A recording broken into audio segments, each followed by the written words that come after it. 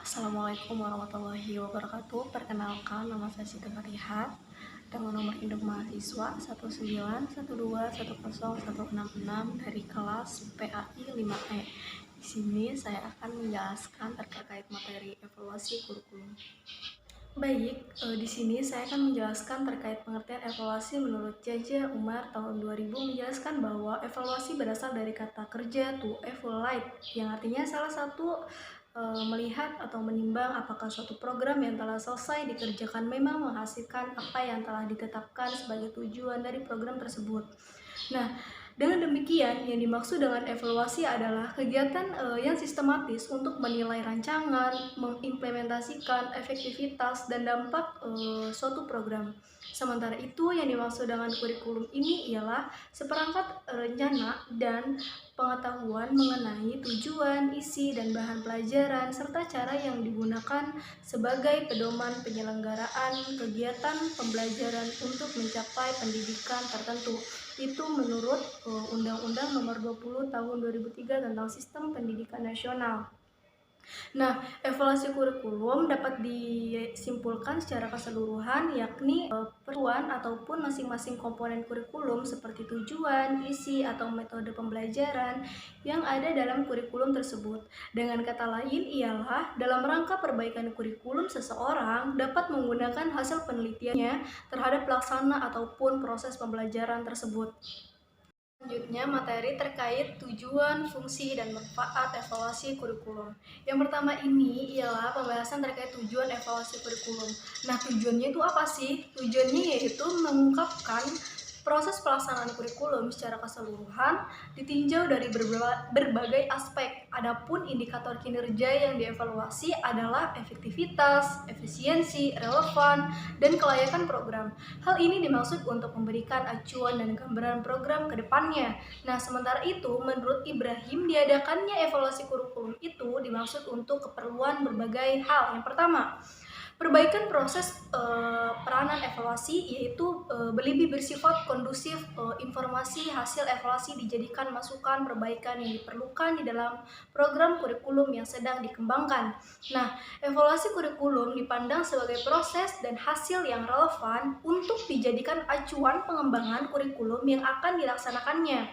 Nah, yang kedua ini, pertanggungjawaban kepada berbagai pihak evaluasi kurikulum menjadi bentuk laporan yang harus dipertanggungjawabkan dari pengembangan kurikulum kepada pihak-pihak yang bersangkutan, diantaranya yang pertama, pemerintah, orang tua, pelaksanaan satuan pendidikan, masyarakat, atau semua pihak yang secara langsung maupun tidak langsung ikut sertakan dalam pengembangan kurikulum yang bersangkutan itu tersendiri. Nah, yang ketiga itu ada penentuan. Nah, tindak lanjut hasil pengembangan kurikulum itu dapat berbentuk jawaban atas dua kemungkinan. Yang pertama itu pernyataan apakah kurikulum baru tersebut akan atau tidak akan disebarluaskan ke dalam sistem pendidikan yang ada. Yang kedua ini dalam kondisi yang bagaimana dan dengan cara yang bagaimana pula kurikulum baru tersebut akan disebarluaskan ke dalam sistem, apakah ada gitu.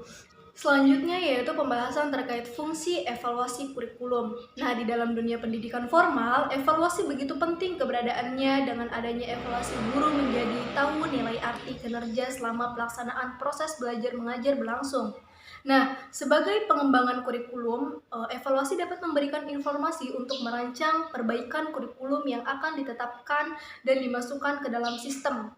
Selain itu, ada beberapa hal fungsi kurikulum pendidikan. Yang pertama itu ada sebagai umpan balik bagi peserta didik. Yang kedua itu ada sebagai alat untuk mengetahui ketercapaian peserta didik mencapai suatu tujuan yang telah ditetapkan. Yang ketiga itu ada memberi informasi dan acuan untuk pengembangan program kurikulum. Yang keempat, sebagai dasar peserta didik secara individual untuk memutuskan masa depan berhubungan dengan bidang pekerjaan dan pengembangan karir.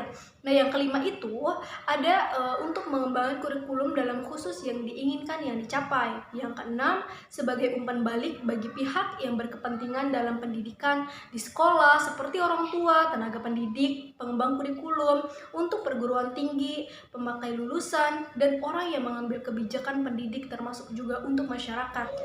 Selanjutnya yaitu langkah ataupun manfaat evaluasi kurikulum. Yang pertama itu bagi siswa. Nah, siswa dapat mengetahui sejauh mana dia telah berhasil mengikuti pelajaran yang diberikan oleh guru. Nah, bagi guru ini, yang pertama, guru akan mengetahui siswa-siswa mana yang sudah menguasai bahan pelajarannya. Yang kedua, guru akan mengetahui apakah materi yang diajarkan sudah tepat bagi siswa. Yang ketiga, guru akan mengetahui apakah metode yang diberikan sudah tepat atau belum bagi sekolah. Yang keempat, dengan adanya evaluasi dapat mengetahui kondisi belajar yang berlangsung di sekolah. Yang kelima, informasi guru tentang tepat tidaknya kurikulum sekolah dapat merupakan bahan pertimbangan bagi perencanaan sekolah untuk masa-masa yang akan datang. Yang keenam, yaitu hasil informasi penilaian yang diperoleh dari tahun ke tahun dapat digunakan sebagai pedoman bagi sekolah yang digunakan oleh sekolah sudah memenuhi standar atau belum. Pemenuhan standar akan terlihat dari bagus atau tidaknya angka-angka yang diperoleh. Selanjutnya yaitu materi langkah-langkah evaluasi kurikulum. Ada beberapa pendapat terkait dengan langkah-langkah evaluasi kurikulum, namun pada dasarnya mencakupi merancang, melakukan persiapan, mengumpulkan informasi, menganalisis, membuat konklus, membuat rekomendasi, dan memanfaatkan hasil evaluasi. Nah, sementara menurut Herman Smotrich tahun 2009 menjelaskan bahwa tahapan-tahapan evaluasi mencakupi yang pertama, mempelajari kurikulum yang sudah ada, yang kedua, menuliskan latar belakang atau alasan mengapa kurikulum itu perlu dievaluasi, yang ketiga, menentukan apa yang ingin diketahui, menuliskan pertanyaan evaluasi, yang keempat, membuat rancangan evaluasi, yang kelima, mengumpulkan data atau informasi, yang keenam, menganalisis data, yang ketujuh, merumuskan kesimpulan, yang kedelapan, menginformasikan hasil, dan yang kesembilan, memanfaatkan hasil untuk merevisi kurikulum tersebut. Selanjutnya yaitu poin tentang strategi evaluasi kurikulum. Nah, strategi evaluasi kurikulum itu dikembangkan berdasarkan asumsi-asumsi sebagai berikut. Yang pertama, mutu program bergantung pada mutu keputusan yang dibuat. Yang kedua, mutu keputusan bergantung pada kemampuan manajer untuk mengidentifikasikan berbagai alternatif yang terdapat dalam berbagai situasi keputusan melalui berbagai pertimbangan sesama. Yang ketiga, dalam pembuatan keputusan yang sesama dibutuhkan informasi yang tepat dan dapat dipercaya. Yang keempat, pengadaan informasi tersebut memerlukan alat yang sistematis. Yang kelima, proses pengandalan ataupun pengandaan informasi bagi pembuatan keputusan erat hubungannya dengan konsep evaluasi yang digunakan. Nah, dari beberapa kerangka-kerangka pengertian yang berpijak pada berbagai asumsi di atas, bahwasanya secara jelas itu memandang evaluasi itu sebagai analisis dalam upaya perbaikan program, bukan sebagai kritik ataupun dalam program itu. Secara lebih tegas, evaluasi itu bertujuan untuk menyediakan informasi bagi pembuat keputusan dari asumsi-asumsi yang telah dipaparkan di atas. Terdapat 4 jenis strategi evaluasi menurut Hamalek Omer tahun 2007. Yang pertama, strategi itu terdiri atas penentuan lingkungan, tempat terjadinya perubahan, terdapat berbagai kebutuhan yang tidak atau belum terpenuhi, dan juga berbagai masalah yang mendasari timbulnya kebutuhan serta kesempatan untuk terjadinya perubahan. Strategi kedua ini terdiri atas pengenalan dan penilaian terhadap berbagai kemampuan yang relevan. Strategi ini sangat besar digunakan dalam pencapaian tujuan program dan desain yang berguna untuk mencapai tujuan-tujuan khusus. Yang ketiga, strategi ini pendekatannya itu lebih ke prediksi hambatan yang mungkin terjadi dalam desain prosedur ataupun mengimplementasikan terhadap pelaksanaan program. Yang keempat ialah strategi ini penentuan keefektivitas proyek yang telah dilaksanakan melalui pengukuran dan menafsirkan hasil-hasil yang dicapai sehingga seseorang ataupun evaluator dapat memilih strategi yang tepat terhadap strategi kurikulum tersebut. Poin terakhir yaitu terkait model-model evaluasi kurikulum. Nah, dilihat dari fenomena sejarah dengan segala situasi dan kondisinya, evaluasi kurikulum berkembang sebagaimana perkembangan di dunia pendidikan yang memiliki banyak segi. Di bawah ini ataupun saya akan menjelaskan beberapa model evaluasi kurikulum. Yang pertama, model evaluasi penelitian. Nah, model evaluasi kurikulum mengacu pada teori dan menggunakan metode tes psikologi dan eksperimen lapangan.